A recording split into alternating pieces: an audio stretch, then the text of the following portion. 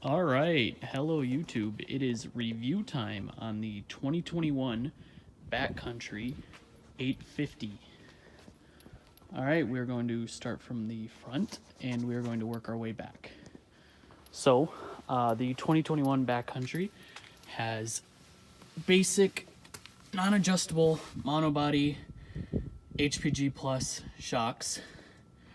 It has a set of Summit A arms and a trail spindle, as well as a pair of Pilot DS2 skis, which are stance adjustable using this little grommet right here. You take that out, put it on the other side.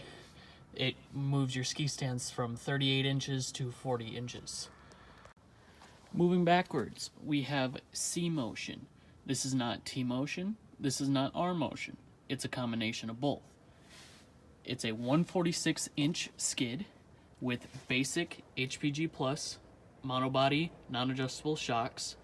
It has tipped rails from the rear torque arm mount back, so it performs more like a 137. Moving on to the track, this is a 146-inch, 1.6-inch Cobra track. This thing performs very well in even low snow conditions. It likes to put the power to the ground, and it likes to get you where you're going now. For 2021, this sled had a choice of just the 1.6. If you upgraded to a better model like the X or the XRS, you have a chance to get studs, which are pre-drilled holes right here, or you could get a 2-inch powder max. The running boards, unlike Renegade and MXZ trail sleds, are a bit more alleviated so that when you are playing in the deep powder, the snow can slip through much easier. Moving into the side compartment. New this year, you have a belt temperature sensor right here that hooks right into your clutch guard, which you can see up on your gauge, tells you your belt temperature and also warns you if your belt has too much use on it from cranking on the throttle too much. This is the new, as of last year, 4.5-inch display. That is the basic display. This is much smaller than the 7.2-inch display that comes on X packages and up, but shows relatively the same amount of information. I'm going to fire it up so you guys can tell.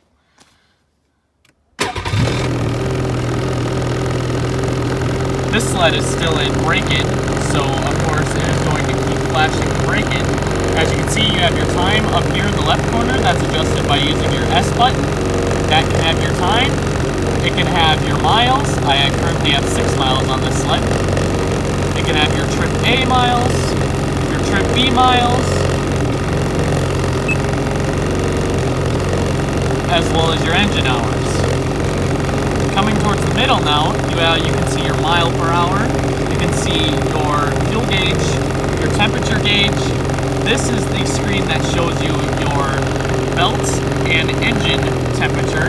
The one on the left is your belt temperature, monitored by the belt temperature sensor on your clutch guard, and the other is your engine temperature. This one is cycled by using your bottom button, and it can go from settings, which we'll go into later. It can swap your RPM and your miles per hour as well, so then your miles per hour goes on the bottom, your RPM comes up top. Show you your speed, and that's how you swap it right there. Show you your speed stats, which is your average speed and your max speed.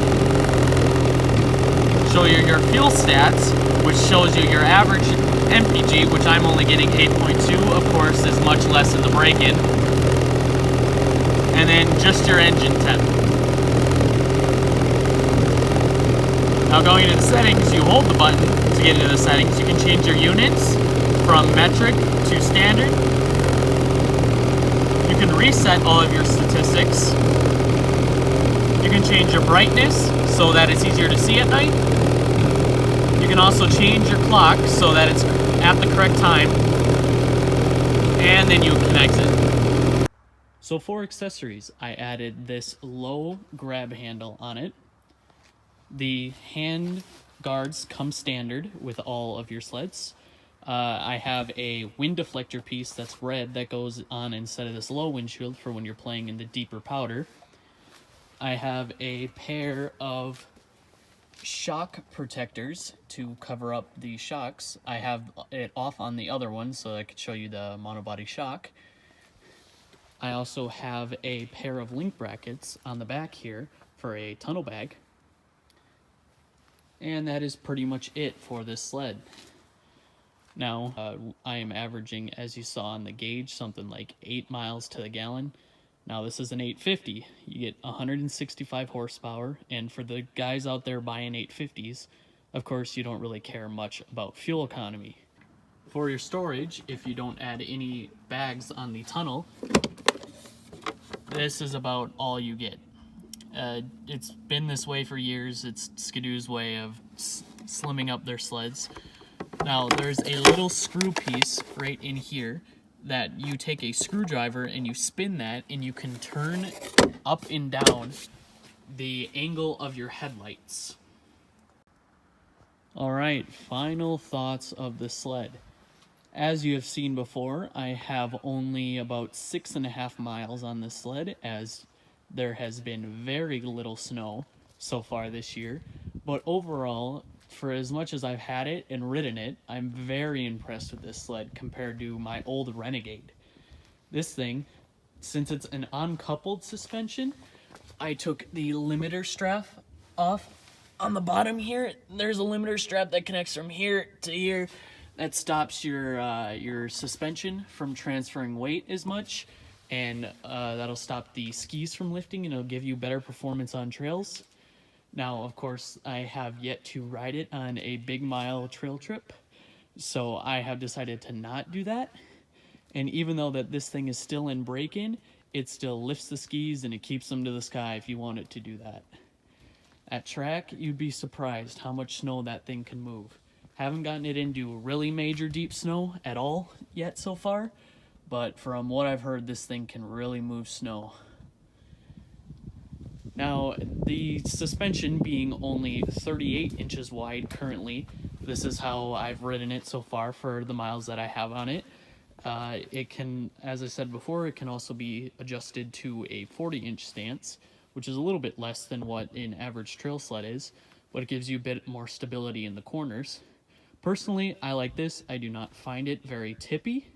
Definitely the Gen 4 being more crowding over the front spindles definitely helps with ski lift in the corners, in the turns, but overall it is something that you will definitely find fun with when you're in the powder.